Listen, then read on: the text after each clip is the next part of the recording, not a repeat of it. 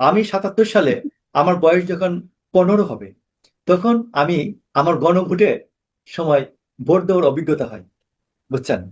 তো আমরা আপনার অবস্থা তো আমারও, তো আপনার অবস্থা তো ক্লাস আমার নাইনে মতো। পড়ি, ক্লাস নাইনে পড়ি 77 সালে।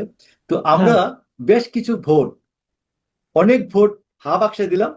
আর হ্যাঁ, ওই স্যাররা তো প্রিজাইডিং তো আমাদের স্যার আর কি। হ্যাঁ, তো স্যাররা বললেন আমাদের একটু হেল্প করো।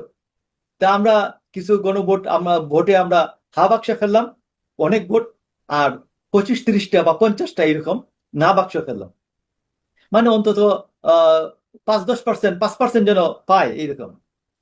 তো আমি বিকালবেলা স্যার যখন যায় বস্তা নিয়ে, আমি জিজ্ঞেস করলাম, স্যার গণভোট ভোটে না ভোট কয়টা পড়ছে? কই, তোমার না ভোটের প্রশ্ন কেন? আমি, স্যার না ভোট কয়টা পড়ছে? কই, এই 8-10টা পড়ছে। আমার তো, আমি তো ক্লাস নাইনে পড়ি।